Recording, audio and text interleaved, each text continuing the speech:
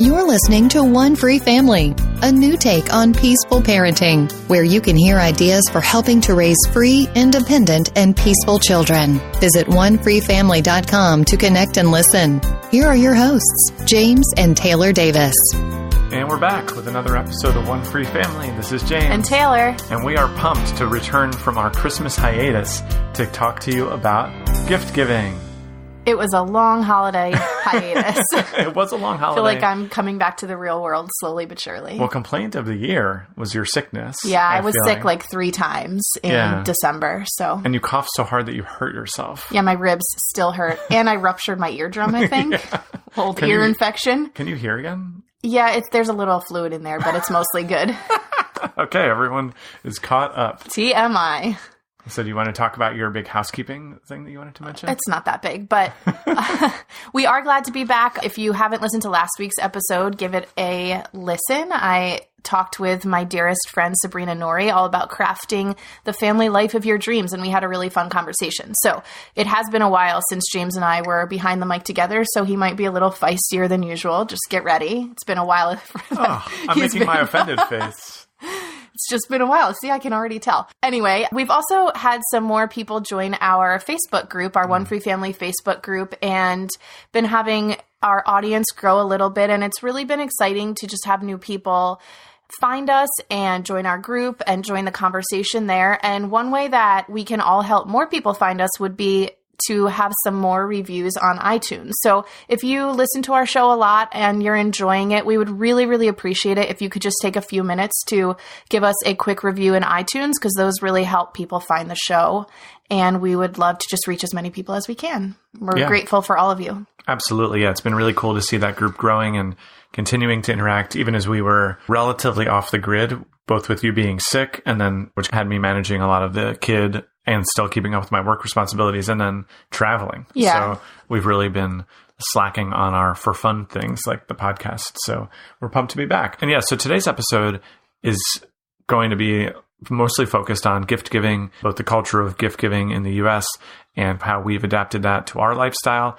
I think this episode probably could have been more useful to people 2 weeks ago, but so many of these things came to mind and they're so fresh on our minds now after experiencing Christmas with our families, after seeing countless friends experience the gift giving season online. And hopefully this will be a good episode to point people to next Christmas when people and the holiday season in general. Birthdays, even if you don't celebrate Christmas at all, I think that most people have some times during the year when gift giving becomes a thing. So whatever you celebrate, this is going to be totally applicable for you. Right on. And birthdays work as well here too. I think a lot of the same pressures and potential pitfalls and struggles and joys can come related to birthday stuff, which tends to happen all year round. And for our listeners who don't celebrate any holidays, Quaker friends and so forth, sorry, this episode might not be that interesting for you. So let's get into it. So I think it's probably cliche by now to point out that there is a strange gift-giving culture here in the United States where we live, particularly around Christmas, but this can work for birthdays too. If you've ever been to a young child's birthday party where the kid is too young to even understand what's going on and they're just getting heaps of gifts that sometimes don't even make sense to them or, that they don't want or whatever. And this is apparent, I think, to a lot of people, right? And yet, I think gift-giving times can be really stressful for parents. And you as the person who piped in and said, as you as the person who gift giving is very important to you and helping people to feel appreciated and considered and thought of is really important to you. And there's some level of stress that can come with that, right? So we figured we would talk about some of the things we've worked through in our family and what's been working well, what we're still struggling with, what we're observing out there in the world, and what we're making of all of it. And I don't think anything we're going to say is meant as a suggestion. Again, this is just kind of sharing a window into our journey as it relates to gift giving and where we are right now and kind of how we got here. And hopefully it just helps you reflect on your own journey and figure out going forth how you can keep taking steps towards a gift giving mindset that feels good for you and your family. Because I'm not sure that we've landed perfectly there yet, but we're trying. Yeah, absolutely. So for starters, I think one of the key principles that you and I have landed on, well, with one another and with our family, is that we'd like to move gift giving away from the spirit of obligation, like how many presents am I going to get this year type of conversations, or an expectation that a certain amount of money will be spent or there'll be a certain number of things. Like I remember being a kid and hearing people say like, last year I got 15 presents and this year I got 25. We want to certainly in our family not have a lot of focus on that sort of thing, because gift giving, I feel like, has an incredibly high ceiling in terms of being really satisfying and wonderful. It's super joyful, yeah. And a really low floor when the gift giving doesn't really work out so well. Right. And the bad feelings that can result. And so for us, one of the ways to keep it focused on joy is that we don't really discuss gift giving as something that's obligatory. We don't force or even pressure our kids to give gifts to us for Christmas or to give gifts to one another or anyone on their birthday. We might point out, hey, the holidays are coming up. We give them, I can talk a little bit about that if you want to, or do you want to keep going go first? ahead. I mean, I think when it comes to our kids and them giving each other or us or other people gifts, yeah, we definitely really try to stay away from coercion or like guilting them into thinking about giving gifts to other people or anything along those lines, because I know that for so many adults, gift giving feels really stressful and obligatory. And my best guess is that if we can keep it fun and lighthearted and optional for our children, then they can adapt it into their lives in a way that feels good and joyful to them. But that's not to say that we don't give them opportunities to give gifts, because I do love when they can experience the true joy of giving somebody else a gift. So we talk about how we can help them give gifts if they want to give gifts. We also I like to think about ways that they can give gifts should they want to, that are possible and manageable and easy enough for them. So like this year I ordered this big beeswax candle making kit on Amazon, and I just took it out one day and I said, hey guys, I'm going to roll some candles to give to like your grandparents and your aunts and uncles. Do you want to help? And this year they did. They all wanted to help and they really got into it. And each of them had one of their grandparents that they chose to make like a super special candle for. And we thought about the colors that people would like. And I mean, we probably did it for all of 20 or 30 minutes, but it was something that was completely from them that they could give their family. But I really did put it out with no obligation. Like if they hadn't joined me, I would have just done it myself. And so kind of giving them opportunities to give gifts and making it possible for them and doing some of the legwork so it feels fun, I think is where we've approached it. Another thing is just this year, our middle kid said to me before Christmas, he said, Mommy, I really want to give you a Christmas gift this year because I'm getting older now and I think I could do that and I would really like to do that. And I said, well, that's really nice. You don't need to give me a gift, but if that would bring you joy, I would love that. And he asked me what I would want. And instead of, my instinct was to just tell him to surprise me. But then I thought, well, he's asking what I would want. And why wouldn't he want to get me something that would actually bring me joy instead of try to figure it out? So I gave him some ideas and then him and James made it happen. Yeah. The surprise me thing is kind of funny because it's like, that's actually a really high pressure. It's so high pressure. Yeah. To give someone, because I think we've all experienced the feeling when you get a gift that you don't really want. That does not feel very good for anyone because you're in a position where you sort of have to feign excitement. The other person can probably often tell anyway. Mm-hmm. And then you also have this thing that you just don't care about. Right. And then you just have it, right. It's just lying around. Exactly. And, certainly that feeling as an adult, like again, I've been in no shortage of rooms. And I don't think it becomes weird because it's always nice to be thought of. And for people to try to get you something that they think you would like that actually is, again, really high upside when someone's like, hey, here's this book. And you're like, oh my God, this book. Whoa. Thank you so much. Yeah. Right? And when it doesn't work out that way, when expectation is there or obligation is there, it can feel not so good. It seems like a fine line, but I think there's actually quite a difference between I want to get a gift from you and I want you to surprise me, right? Laying that expectation on somebody else. And then the other side of that is, oh my goodness, I saw this thing and I just know that it would be so exciting for so-and-so to receive and I'm going to get it for them. That's, even though both of those situations, you're kind of surprising someone with a gift, those are totally different and bring such different feelings. Yeah, absolutely. And I guess we haven't even talked about our gift giving for each other. Maybe we did on a past episode, or at least we nodded to it, but we don't really get gifts for each other on holidays. And this is like a funny one because I've gone back and forth in my mind about this. Certainly, I mean, we've been in a relationship with one another for 16 years. We've lived together for 14 of those years. Right. That's a long time. That's a really long time. As I'm thinking about it. I feel like the clock is ticking there. Not in terms of it ending at any point, but in terms of, it's been a long time. Digging to do. But in that time, we've lived together for so long. we have a lifestyle where we want to be supportive of one another. And by now, and we see each other every day, we both work from home, parent from home, the whole thing. If there was something you wanted, I would never want you to have to like wait to your birthday to get it. Right? Like your birthday now coming up in August. Like, should you have to wait 8 months for the thing that's going to delight you? I think for us, we just decide on family principles around what reasonable amounts of money to spend are. The most supportive gift I think you can give someone else is not have to worry about wanting to pursue the things that are interesting for them. Yeah, totally. If you can afford it, of course.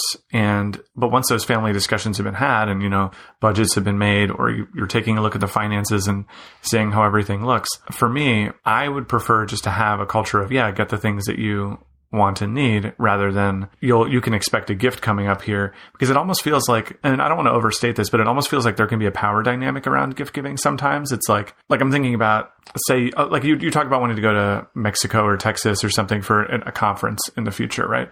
And if we had like a gift giving culture where I could, if I like gave you that as a gift for Christmas or something, would that even feel good? It would be like, especially here's permission to go to this thing that you wanted to do, basically. Right. Well, I think especially for our family, and every family is different in this regard, but like in our current state of our family, we both earn some money, but you earn way more of our family's money than me. Sure. So there's also like that dynamic of, if I don't know, that dynamic plays into it too. Like if you're giving me a gift with this money you earn because I don't have as much that I earn, it just feels kind of weird to me. Well, and are you buying me a gift with the money that I earned? Exactly. Like, thanks. I appreciate it. And it's fine. And again, it's nice to be thought of and to be delighted. And the problem comes in when you feel like you have to. It's almost back to the consent discussion, where I don't think anyone is giving gifts non-consensually, but when you're giving from a place of obligation, an expectation, that's the next step off of non-consensual almost. It's like, I have to get you something, so here's this thing I got you, and let's go through the motions. And I would say, for some people, gift giving and receiving gifts is like major part of their love language, and it really fills both of them up, and it doesn't feel stressful. People in relationships, couples, and I think that's awesome too. That's just not us. And I also we did it for, again, 10 years or something. Yeah, but we learned that it wasn't us, right? Exactly. I also kind of feel like part of the way that we, quote, give gifts to each other is you alluded to it, but in supporting each other to pursue the things that are really fulfilling and interesting to us. And that's not just by purchasing things that support these hobbies, right? For me, it's all about saying yes to each other as much as we can when it comes to doing things that fulfill us. And that for me is a much greater gift than anything that you could think of to buy for me. Well, definitely. Yeah. And so I think just when we talk about and think about our family priorities, that tops the list for me much more than some item you could buy for me. Right. Like when your partner comes to you and asks, hey, I'd love to go out with the guys or with the girls next weekend, or just with my friends of different genders. I'd like to go out next weekend.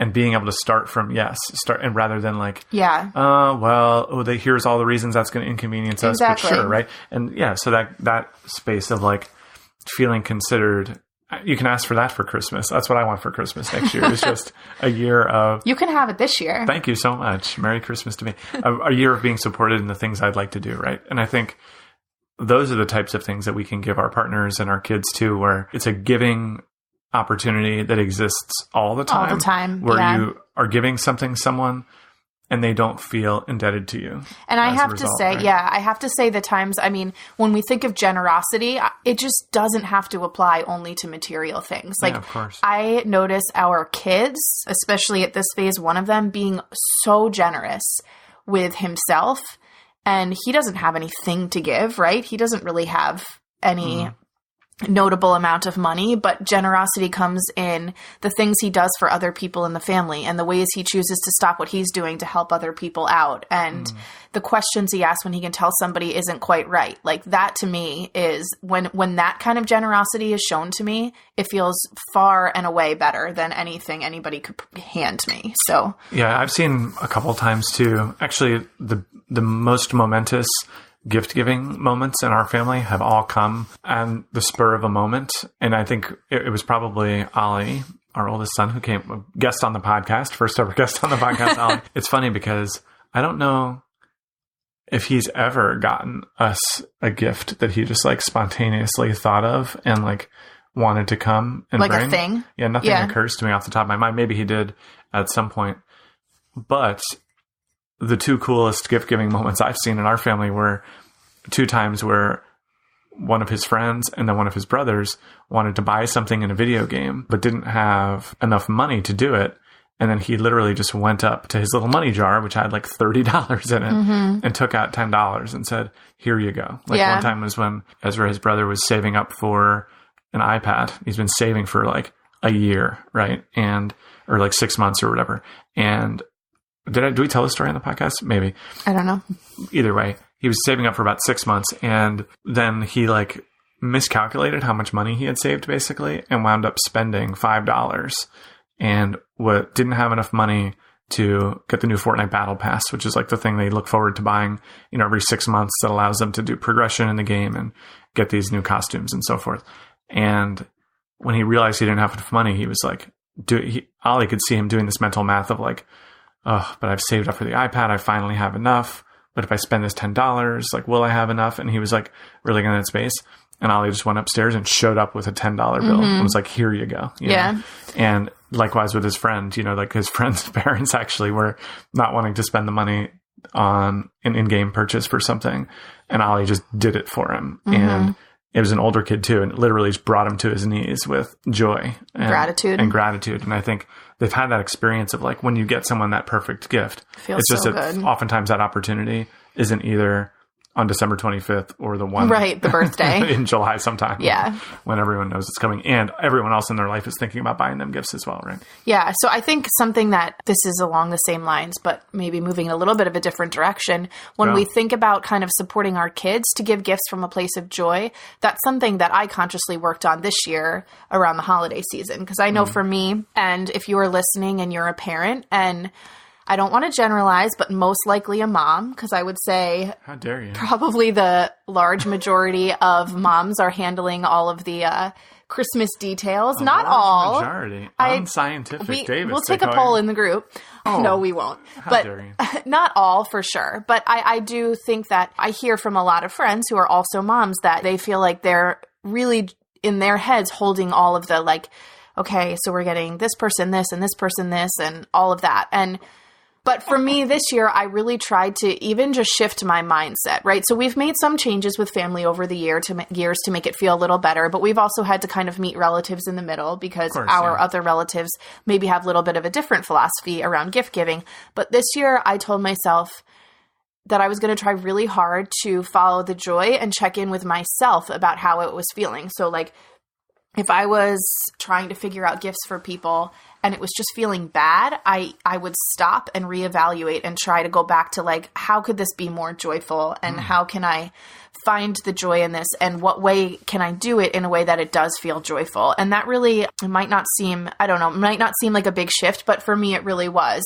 I was able to just approach it from a place of more like excitement and thinking like what would really excite this person. And there's really not that many people that we buy gifts for, to be honest. But for me, it really, really helped shift my mindset and my feelings about the whole thing. Yeah, I think that's an interesting topic in and of itself, is like trying to interact with relatives or close people in your life who have different ideas about gift giving, because I would hate to come across to somebody as ungrateful for them thinking of me and being willing to spend their money on me. Or on your kids. Yeah, or on my kids. Like, that's really nice, and it comes from a really, really good place. Yeah. But I think that concept of love languages that you used earlier really does apply here. And so if you're unfamiliar with the idea of love languages, it's basically the idea that people tend to show love in the way that they feel love. There's like 5 different love there's languages. A few different ones, but gift giving is one of them. Yeah. And for a lot of people,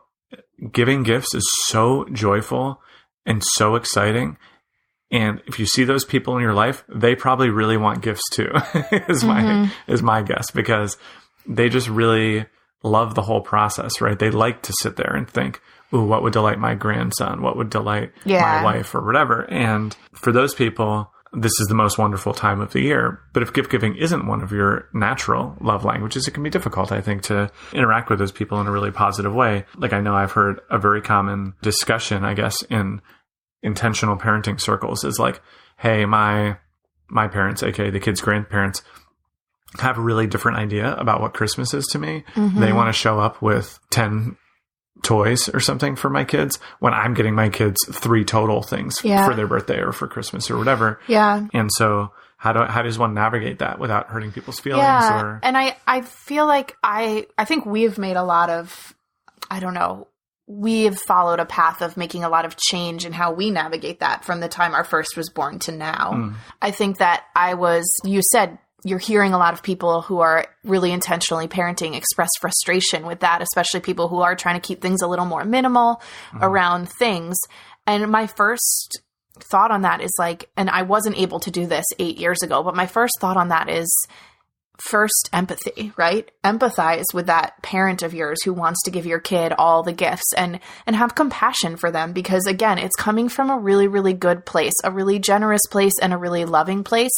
And if we go straight to expressing frustration with them, that's just that, I mean, it's going to be hurtful to them and it's not going to get us anywhere that we want to go or anywhere that we want to be in our relationship. And I think it's okay to, once you've empathized and once you try to put yourself in that person's shoes, I do think it's okay to talk with your family about kind of your family's approach and maybe have a conversation about how can we meet in the middle. I know that some people will ask for experiences over things, but I think, I don't know. I know not everyone's comfortable with this, but I think to some extent, holding some space for and honoring the way that your relatives want to give to your kids is actually really freeing. Yeah. I think that I wasn't able to do that in the beginning. And now that I can, it feels so much more freeing because guess what? My kids get to have a different relationship with their grandparents than they have with me. And if their grandparents give them more gifts than I give them, that's okay. Like They don't love them more than I love them. And nobody thinks they do. We just all love each other in different ways. And this year I was actually, and I would say neither of us have parents who go well over the top because I think they probably give more than we do, but I think they've also seen our approach they've kind of met us in the middle. And this year I just thought, hey, I'm so grateful that they're giving my kids these gifts and I'm giving my kids less, and that's okay. Like, it's just, it actually has been so freeing. Yeah. I think that's like the way you put it when you talked about really thinking about what the holiday means to each individual person is really relevant across a lot of different areas of the gift giving season, because again, if the grandparents are just like some of these people have been looking forward to being grandparents. Yeah. I'm looking forward to being a grandparent now, right? Got some time. Yeah, hopefully. And if like 30 years from now, I'm sitting there and like hoping to buy a Christmas present or a birthday present for my grandson, and I get a big speech about what's appropriate and what's not, that's going to feel bad. And I think that's like a gift I can give that person is by making space for them. And it actually flows me into, unless you have a big Yeah, well, I guess when I talk about empathizing with the grandparents, I also want to empathize with my fellow parents who feel stress about how much the grandparents might give the kids. And I think that comes from a place, at least for me, I'll speak for myself, it used to come from a place of fear of like, what is this going to instill in my kids, right? Are they going to start to grow these huge expectations around gift giving? Are they going to learn that only things can be satisfying? And I like let all these fears build up in my head about like materialism and consumerism. And then I like stepped back and just actually, and you helped me do this, James, like actually looked at my kids and observed them. And I can confidently say now that they're, 8.5 and 6.5 and almost 3, that none of my kids are materialistic or overly focused on things. They enjoy getting a new thing that they've really wanted, which I think we all do, but like that hasn't happened. And being able to like talk down those fears in my head and just let go a little bit has just, like I said before, it's just given me so much freedom, and giving myself permission to not feel the need to micromanage my kids' relationship with every person in their life it just feels so good. Well, yeah. And if you're concerned about the message it sends, just remember that one person doing something, aka one, say, uncle buying 50,000 gifts for your kids on Christmas, is not going to make that kid's mind up about what gift giving should look like. It's just an example of one person. And if you have an idea about gift giving around the holidays, you can do that. And then your kids can see contrasting approaches, right? And then they get to decide. They can think about it and figure out what feels good. Yeah. And I think that's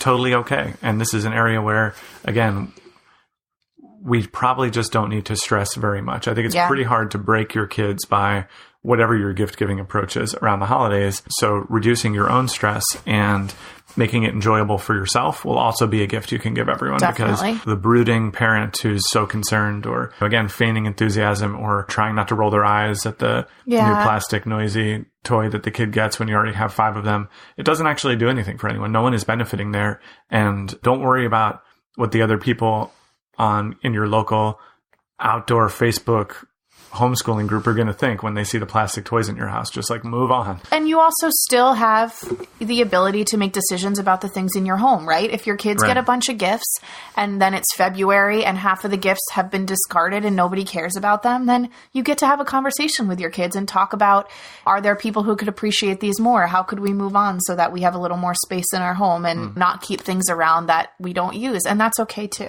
Yeah, I agree. It's not like you have to be stuck with all of the things if they're not getting enjoyed. Yeah, for sure.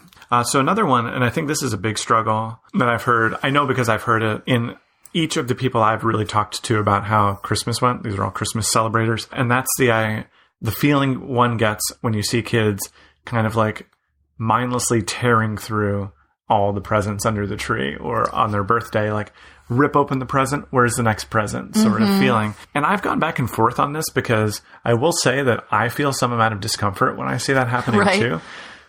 And as I've been really thinking about it, I was thinking about this kind of in preparation for this episode.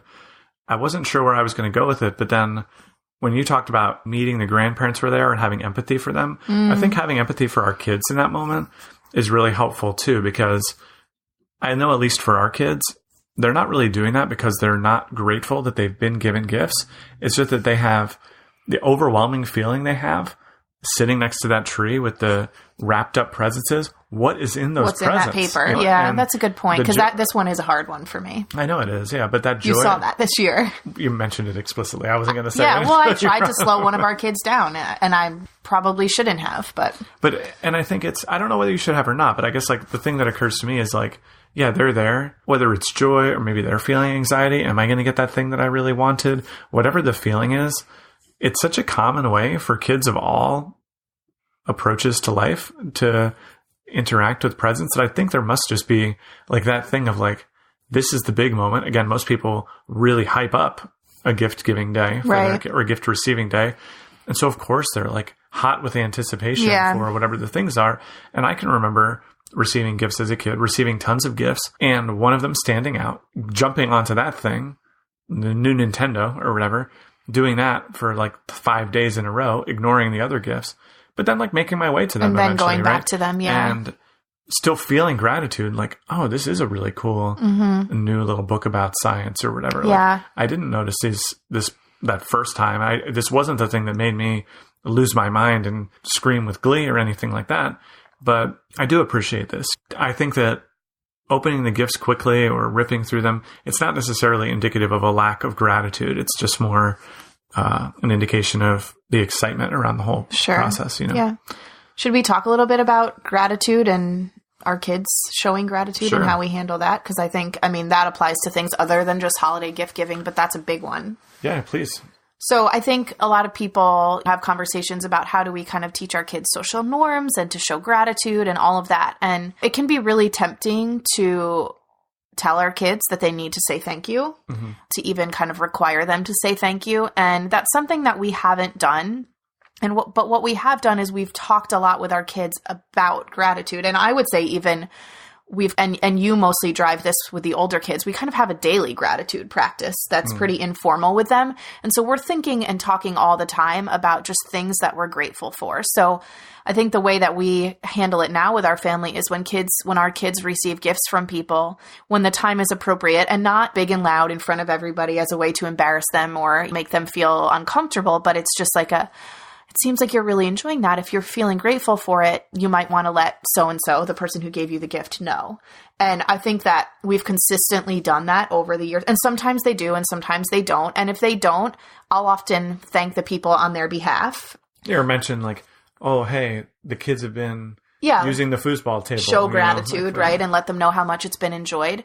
But a lot of times they do. And they do thank the person and show that gratitude. I mean, this year, Ezra got a gift that was like the best gift he's ever gotten in his life. It was something very simple, but he circled back like 2 days after Christmas to find his aunt and uncle who got it for them and thank them, because he was just like still feeling so happy about it. He thanked them each individually. He had to go out of his way to find say their names and find them. I know. I think I already thanked these other folks, but I wanted to say thank you for getting me. Yeah. And like that thing, if you think about being on the receiving end of that gratitude and how it's going to feel, the obligatory child saying the words thank you because they're told to doesn't feel the way it feels when a kid seeks you out and specifically lets you know how much they love the gift that you gave them all on their own accord. And that's for us, like what we've been trying to cultivate in our kids. And I think that supplementing that with kind of a daily gratitude practice has really helped to build that in them. Yeah, because for me, I'm very interested in gratitude, but very uninterested in etiquette. Like when you are? Exactly. But when you hear about stories, like all of like the little machinations around like how to say thank you or sending thank you cards or like whatever, it really is not that much different than when you hear about like the ancient samurai culture where like everyone had to bow just so, or like do this, or the other person would take great offense to and like kick them out of the meeting or whatever. It's like when you hear that as an outsider, you're like, oh, that's silly. Why would they be forced to do something totally just out of expectation that doesn't really matter that much, right? I think when it's not something that is ingrained in you, it's very easy to see why that wouldn't be a very beneficial practice to take on. And yet in our culture, we have just as many of those little etiquette-based things that are just like the expectations. And so like a kid saying thank you on Christmas has become something that if someone doesn't receive it, they feel entitled to feel slighted, rather than if they do receive it, they feel joy to be thanked. Sure. For the thank you, like I'm not talking about the truly grateful, like when you can see the kid's face light up and they look at you like, what did you just do? You know, that is not what I'm talking about. That obviously always feels amazing for everyone involved. I'm just more talking about basically the forced, even the kids that know and are very well practiced and can kind of like do it like they quote unquote mean it. They're like, thanks. And it's like, well, great, you checked that box. And so now. Yeah. And it's, I mean, you and I think, disagree a little bit on this. No, because I mostly do agree with what you're saying.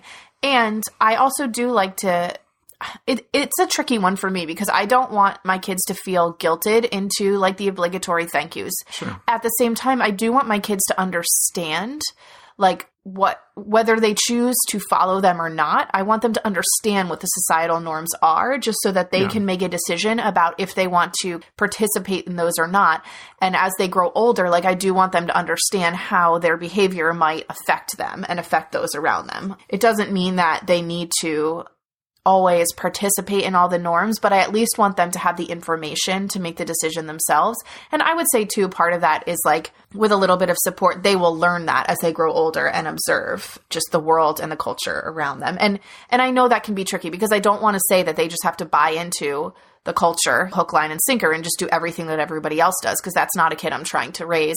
But I also want them to be aware of how their behavior can make people feel. And no, you're right. And I think that is a worthwhile distinction because like on the same token, I have had discussions with our kids about like an example. This isn't a gift giving example, but it's the first one that comes to mind of like constantly asking someone, like say you're at their house and you're like, what time is it? What time is it? Because you know that you're going to leave at a certain time. I've explained to our kids, hey, when you're constantly asking about the time, you could be communicating to these people that you're anxious to leave. And that could feel bad for them. And even if you are anxious to leave, communicating in that way isn't going to make us leave sooner.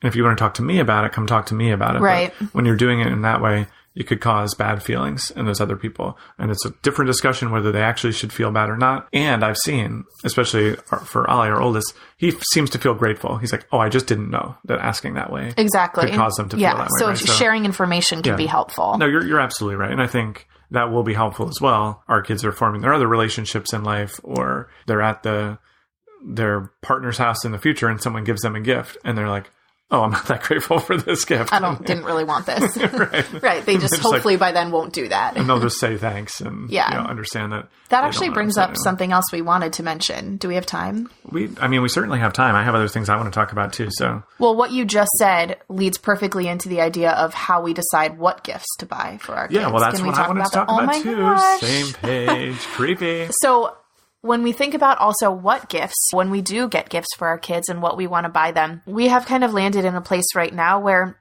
we really, again, try to go back to what they would want to receive as a gift. I think sometimes it can be easy to default to, well, they need this thing, so I'm going to get them this thing, but they might not be that excited about it, and they should just be grateful, right? No matter what, because it's a gift. And for us, again, if I focus back in on following the joy, then I want to get my kids gifts that are going to actually bring them a lot of joy. Because otherwise, like, I think years ago when we were kind of talking and thinking about homeschooling and unschooling, like, I would think about Christmas gifts that would like supplement their environment in a way that I thought was good for them, right? Like their learning environment. And then they would get them and they would just be like, right? Whereas now I'm like, if I think those things are good things to strew in the environment, I'm just going to get them on my own time and put them in the environment. But when when I want to give them a gift, I want to give them something that's going to light them up. And of course it doesn't always work, and that's okay. But we have really come to a place of like trying to figure out and asking them what would really excite them, or noticing what we're sure would excite them and going from there. Yeah. And I think when it comes to what would excite them, this is like, I feel like awkward almost giving like parenting tips about gift giving, but another experience I've had and seen lived out a million times in my experience working with kids is that specificity matters. And so like if your kid comes to you, let's say, and says, hey, I really want, like a good friend of mine was telling me, he asked for a mountain bike growing up, right? All the kids in his neighborhood had mountain bikes and he really wanted a mountain bike. And so his parents were like, we'll get you a mountain bike for Christmas, right? And there wasn't any further discussion.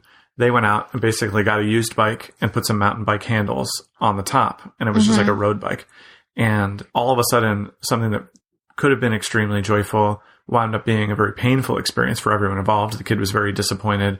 The parents felt like that sense of betrayal you feel when you buy someone a gift and they really don't appreciate it. And they're not grateful, yeah. And I think this is like somewhat of a tricky one because I've seen and totally empathize and understand that feeling of like you get someone something and your intentions were super, super, super good. And when they don't appreciate it or they feel like even angry, that can happen too. That can feel like just so terrible that I want to communicate that I understand that. But what I found is that actually is somewhat avoidable. And so like common examples where this can come up would be like, let's say like a video game system, right? The kid comes and says, hey, I really want a PlayStation, right? If they use that specific language, chances are very good it's because they have a specific game that they want to play on the PlayStation. So if then you go out and say, oh, hey, there was this cheap Xbox that was used on Craigslist, but it's in perfect working order, and you get that for them, that has a decent chance to land in that zone where it's like, oh, well, thanks. I see that you got me a gaming console.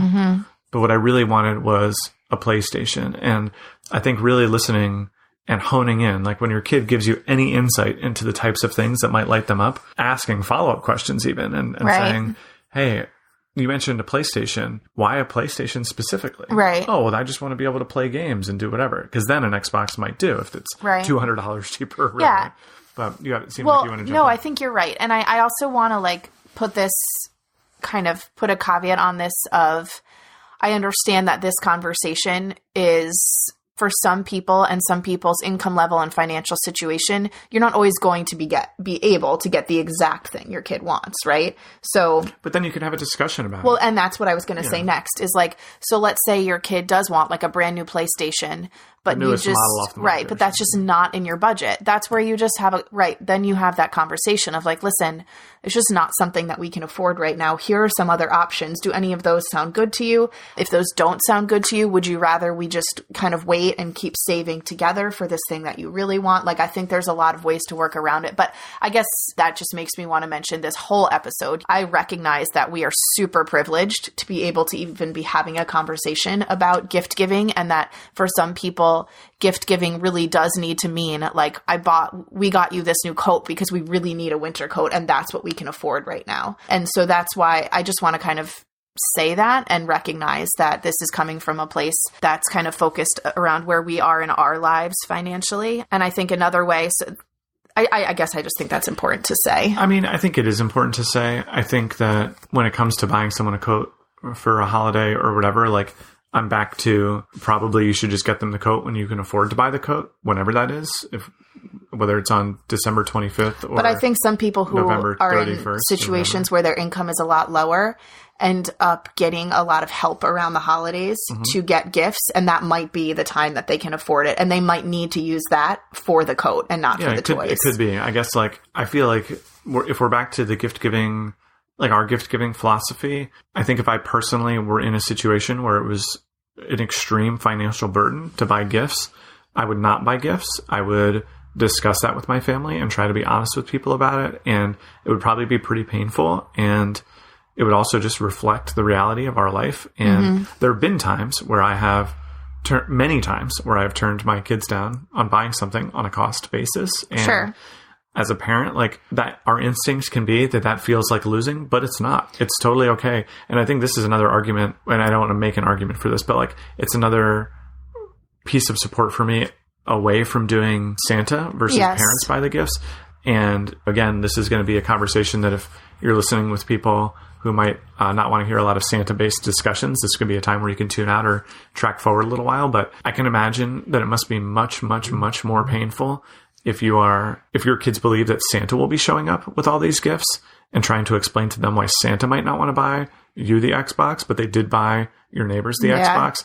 I think that when we are totally honest with our families about where we're coming from, even if they're disappointed, they can learn to live with the reality of that and see that you still love them and see that whatever else that you hope to accomplish by exchanging gifts and so forth. But so anyway, I agree with parts of that. I think that honesty tends to rule the day in all aspects of our lives and our interactions with kids, and shielding them from even the hard things in the long run often doesn't really help. But we can keep going on this, but I wasn't quite done with the other thing. Okay. With when you wanted to jump in about the privilege discussion. So when it comes to gift giving, I do think that it really opens up, especially if your kids will be giving you a gift by opening up about something that they really, really, really want. And that's actually a really cool opportunity to get to know them better and really learn about, again, the specifics. Like the gift that really lit up our middle son, the best gift that I observed given over this holiday season, wound up being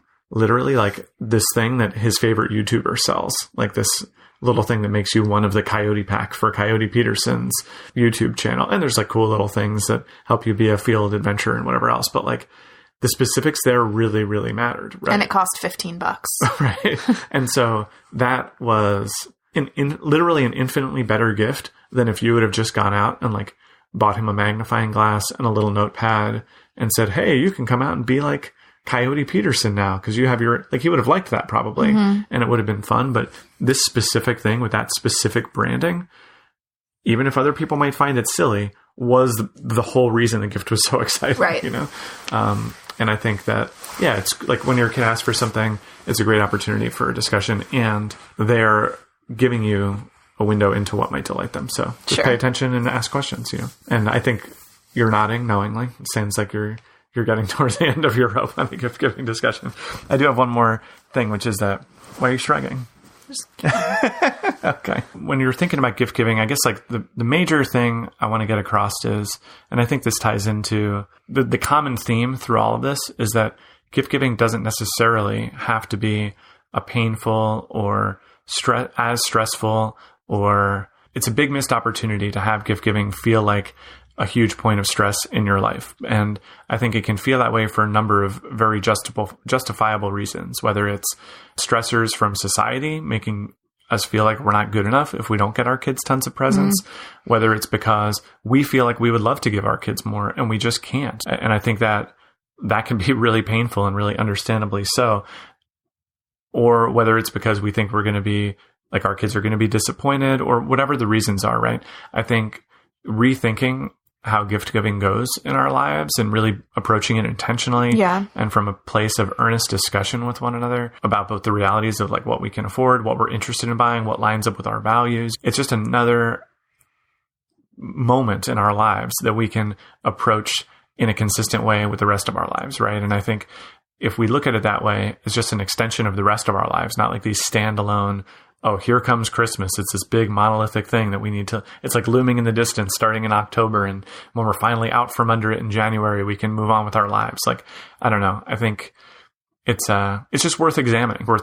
Gift giving is definitely an area in my life that I've strongly benefited from, not just continuing on autopilot in the same way I was in like my early 20s, right? Yeah, I think like with I've said this before about other things that feel challenging as parents, it's an opportunity to think outside the box and think intentionally and be creative and to learn. And I think as with so many challenges that we face as parents, we come out of them having learned so much. And I think even if it feels hard in the moment, being able to have that perspective of like, I'm going to stay open and curious because this is an opportunity to learn really, really helps. And for me this year, laying on top the idea of like just trying really hard to follow what felt joyful when it came to the holiday season helped it feel more joyful for me. And it wasn't perfect, but it definitely stripped away some of the stress.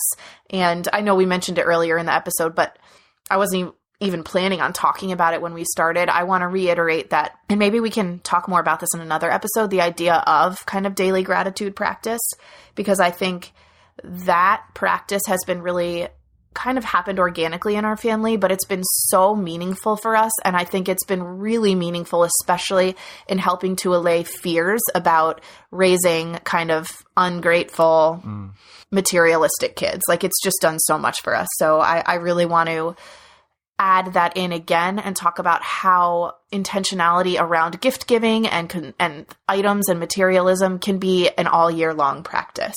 Absolutely. And I think as well, whatever your kids' attitudes are towards giving gifts, receiving gifts, whatever, understand that so much of this is just imprinted on who they are. And like we have one kid who literally asked for nothing for Christmas, and we have another kid who could come up with a list a mile long of things he would really enjoy. And that's just like, if your kids are asking for a lot or expecting a lot, don't feel like, I feel like there's a segment of culture that will tell you you've failed. If your kid seems materialistic, a lot of kids are, and that's okay. And just love yourself, love your family. You've got a great thing going on. Be compassionate with yourself. Yeah, totally. And, as you gear up for the next gift giving time or whatever, just remember that, you're doing your best. And that's ultimately, in this case, that is actually what matters, because that will come through in the long run. Absolutely. And doing your own work on yourself around kind of your attitude around gift giving, that's going to rub off on your kids in some way. They're going to see you eventually find a place that feels better for you,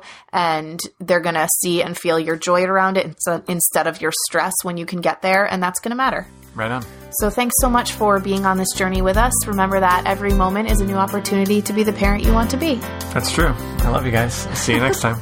Thank you for listening to One Free Family.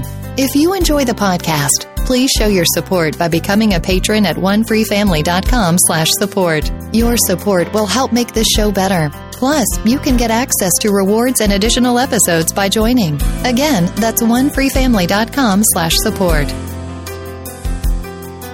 This has been a Pax Libertas Productions podcast.